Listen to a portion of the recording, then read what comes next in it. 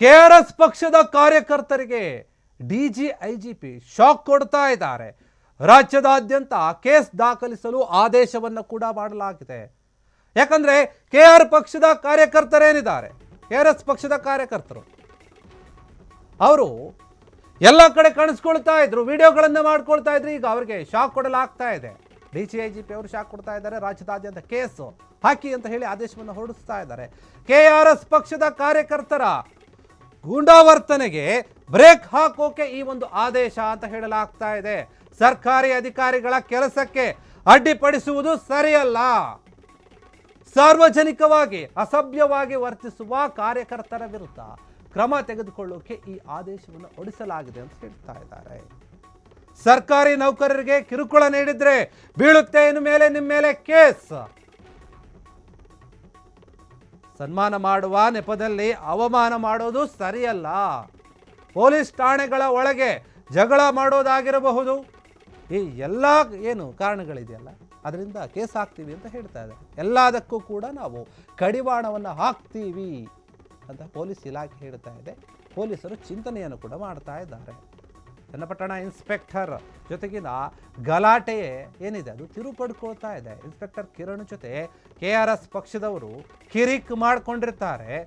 One way ರಸ್ತೆಯಲ್ಲಿ bus ತಂದು ನಿಲ್ಲಿಸಿಲ್ದಲ್ಲದೆ ಪೊಲೀಸರ ಜೊತೆಗೇನೆ ಅವರು ಅನುಚಿತವಾಗಿ ವರ್ತನೆಯನ್ನು ಮಾಡಿದ್ರು.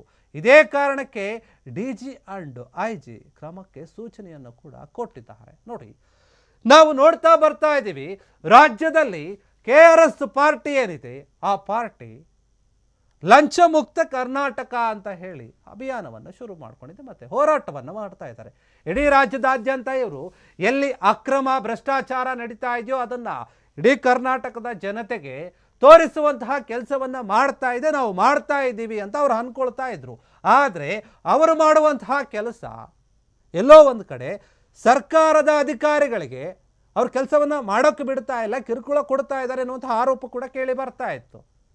ಓಕೆ, ಒಂದು ಪಕ್ಷದ ಕಾರ್ಯಕರ್ತರು ಸರಿಯಾದ ರೀತಿಯಲ್ಲಿ ಕೆಲಸ ಮಾಡ್ತಾ ಇದ್ರೆ, ಸರಿಯಾದ ರೀತಿಯಲ್ಲಿ ಕಾನೂನಿನ ರೀತಿಯಲ್ಲಿ ಪ್ರಶ್ನೆ ಮಾಡ್ತಾ ಇದ್ರೆ ಅದು ಓಕೆ ಸರಿ. ಆದರೆ ಅವರು ಮಾಡುವಂತಹ ಪ್ರಶ್ನೆ, ಅವರು ಕೇಳುವಂತಹ ರೀತಿ, ಕೆಲವೊಂದು ಬಾರಿ ನಡೆದುಕೊಳ್ಳುವಂತಹ ಗೂಂಡಾವರ್ತನೆ ಅದೆಲ್ಲವನ್ನು ಕೂಡ ಸಹಿಸೋಕ್ಕಾಗ್ತಾ ಇಲ್ಲ ಪೊಲೀಸ್ ಇಲಾಖೆಗೆ. ಕೆಲವೊಂದು ಪ್ರಕರಣವನ್ನು ಇವರು ಮುಂದಿಟ್ಕೊಂಡು ಮುಂದಿನ ದಿನಗಳಲ್ಲಿ ಏನಾದರೂ ನೀವು ಬೇರೆ ರೀತಿಯಾಗಿ ಅನುಚಿತವಾಗಿ ನಡೆದುಕೊಂಡ್ರೆ ನಿಮ್ಮ ಮೇಲೆ ಕೇಸ್ ಹಾಕ್ತೀವಿ ಅಂತ ಹೇಳ್ತಾ ಇದೆ ಪೊಲೀಸ್ ಇಲಾಖೆ. ಯಾಕಂದರೆ ಒಂದು ಪ್ರಕರಣ ಏನಿತ್ತು, ಆ ಪ್ರಕರಣಕ್ಕೆ ಸಂಬಂಧಪಟ್ಟ ಹಾಗೆ ಇವರು ಗಲಾಟೆ ಮಾಡಿಕೊಂಡಿರ್ತಾರೆ. ಹೀಗಾಗಿ ಇಂತಹ ಗಲಾಟೆಗಳು ಆಗಬಾರ್ದು. ಕೆಆರ್ಎಸ್ ಪಕ್ಷವನ್ನು ತಡೆಯೋಕೆ, ಆ ಕಾರ್ಯಕರ್ತರಿಗೆ ಕಡಿವಾಣವನ್ನು ಹಾಕೋಕೆ ಮುಂದಾಗ್ತಾ ಇದೆ ಪೊಲೀಸ್ ಇಲಾಖೆ. ಈಗ ಕೆಆರ್ಎಸ್ ಪಕ್ಷದ ಕಾರ್ಯಕರ್ತರು ಎಲ್ಲ ಕಡೆ ಸರ್ಕಾರಿ ಕಚೇರಿಗಳಿಗೆ ಹೋಗಿ ಅಲ್ಲಿನ ಅಧಿಕಾರಿಗಳನ್ನು ಪ್ರಶ್ನೆ ಮಾಡ್ತಾ ಇದ್ರು. ಕೆಲವೊಮ್ಮೆ ಸನ್ಮಾನ ಮಾಡುವ ನೆಪದಲ್ಲಿ ಅವಮಾನವನ್ನು ಮಾಡ್ತಾ ಇದ್ರು. ಈ ರೀತಿಯಾದ ಆರೋಪಗಳು ಕೇಳಿ ಬರ್ತಾ ಇದೆ. ಇದೇ ವಿಚಾರವಾಗಿ ಈಗ ಈ ರೀತಿಯಾದ ಕ್ರಮವನ್ನು ತೆಗೆದುಕೊಳ್ಳೋಕೆ ಮುಂದಾಗಿದ್ದಾರೆ. ಇದಕ್ಕೆ ಕೆಆರ್ಎಸ್ ಪಕ್ಷದ ಕಾರ್ಯಕರ್ತರು ಏನು ಹೇಳ್ತಾರೆ? ನಿಜವಾಗಿಯೂ ಕೂಡ ಅವರು ಒಳ್ಳೆ ರೀತಿಯಾಗಿ ಪ್ರಶ್ನೆ ಮಾಡ್ತಾ ಇದ್ರೆ, ನ್ಯಾಯವಾಗಿ ನಡೆದುಕೊಳ್ತಾ ಇದ್ರೆ, ಕಾನೂನಿನ ರೀತಿಯಲ್ಲಿ ಪ್ರಶ್ನೆ ಮಾಡ್ತಾ ಇದ್ರೆ ಅವರು ಎದುರುಕೊಳ್ಳುವಂತಹ ಅವಶ್ಯಕತೆ ಇಲ್ಲ. ಆದರೆ ಅದನ್ನು ಮೀರಿ ನೀವೇನಾದರೂ ಬೇರೆ ರೀತಿಯಾಗಿ ನಡೆದುಕೊಳ್ತಾ ಇದ್ರೆ, ನಿಮ್ಮ ವರ್ತನೆ ಬೇರೆ ರೀತಿಯಾಗಿದ್ದರೆ, ಗೂಂಡಾ ರೀತಿಯಾಗಿ ನೀವು ವರ್ತನೆಯನ್ನು ಮಾಡ್ತಾ ಇದ್ರೆ, ದಬ್ಬಾಳಿಕೆಯನ್ನು ಮಾಡ್ತಾ ಇದ್ರೆ, ಸರ್ಕಾರಿ ಅಧಿಕಾರಿಗಳ ಕೆಲಸಕ್ಕೆ ಅಡ್ಡಿಯನ್ನು ಪಡಿಸ್ತಾ ಇದ್ರೆ ನಿಮ್ಮ ಮೇಲೆ ಇನ್ನು ಮುಂದೆ ಕೇಸ್ ಬೀಳುತ್ತೆ. ಪ್ರತಿಯೊಬ್ಬ ಈ ದೇಶದ ಪ್ರಜೆಗೆ ಕಾನೂನಿನ ರೀತಿಯಲ್ಲಿ ಪ್ರಶ್ನೆ ಮಾಡುವಂತಹ ಹಕ್ಕಿದೆ.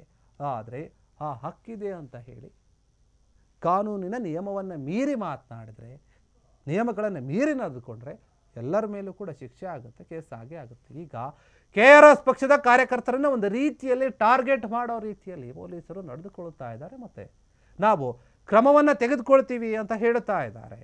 ಇದೇ ವಿಚಾರವಾಗಿ ಚನ್ನಪಟ್ಟಣ ಇನ್ಸ್ಪೆಕ್ಟರ್ ಏನಿದೆ ಅವ್ರ ಜೊತೆಗೆ ಸ್ವಲ್ಪ ಗಲಾಟೆ ಆಗಿರುತ್ತೆ. ಆ ಗಲಾಟೆ ವಿಚಾರವಾಗಿ ಇದನ್ನು ಗಂಭೀರವಾಗಿ ತೆಗೆದುಕೊಂಡಿದ್ದಾರೆ.